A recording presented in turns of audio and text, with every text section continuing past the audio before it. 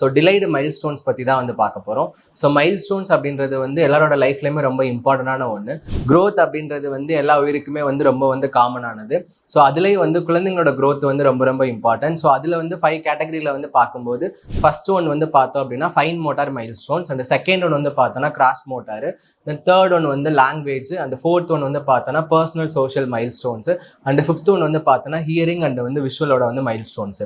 So அதில் mile stones அப்படின்னா என்னன்னா, ஒரு குழந்தை பிறந்திருக்கு அப்படின்னா 3 months வந்து அதுக்கு வந்து நெக் கண்ட்ரோல் இருக்கணும். அது வந்து அதோட ஃபர்ஸ்ட் மைல் ஸ்டோன்ஸ்.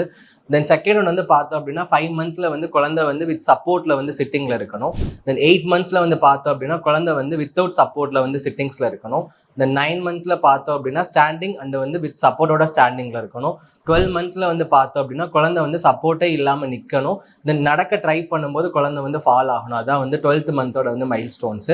தென் 13 months வந்து பார்த்தோம் அப்படின்னா ஸோ ஸ்டேர் கிளைம் பண்ணுறதுக்கு ட்ரை பண்ணணும். தென் 16th month வந்து பார்த்தோம் அப்படின்னா அப்ஸ்டேர்ஸ் வந்து அண்ட் ஒரு பைலேட்டரலாக இல்லாமல் ஒரு ஃபுட்டில் மட்டும் ஏறுறதுக்கு வந்து ட்ரை பண்ணணும், வித் வந்து ஜம்ப் பண்ணணும். தென் 2 years பார்த்தோம் அப்படின்னா அப்ஸ்டேர்ஸ் பண்ணிட்டு கீழே இறங்குறதுக்கு ட்ரை பண்ணணும். 3 years வந்து பார்த்தோம் அப்படின்னா ஸோ ட்ரை சைக்கிளிங், தென் வந்து ட்ராயர்ஸ்லாம் ஓப்பன் பண்ணுறது, எக்ஸ்ப்ளோர் பண்ணுறது, தென் ரன்னிங் எல்லாமே வந்து 3 years வந்து அச்சீவ் பண்ணணும். இதுதான் வந்து பார்த்தோன்னா குழந்தைங்களோட வந்து மைல் ஸ்டோன்ஸ் அப்படின்னு சொல்லுவோம்.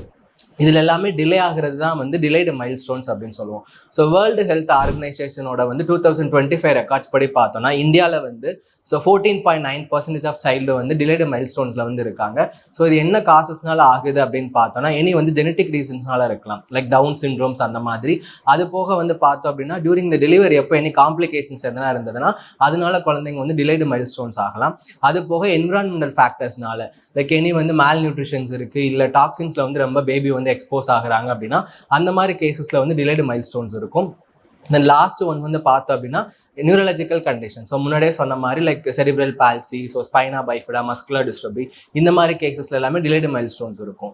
ஸோ குழந்தைங்க அந்த மைல் ஸ்டோன்ஸ் அச்சீவ் பண்ண ரொம்ப சிரமமா இருக்குல்ல, டிலே ஆகுது அப்படின்னா ஸோ நியர்பை தெரபிஸ்ட்டை மட்டும் அப்ரோச் பண்ணி ஸோ அதுக்கான ட்ரீட்மெண்ட் மட்டும் ஸ்டார்ட் பண்ணுங்க. தேங்க்யூ.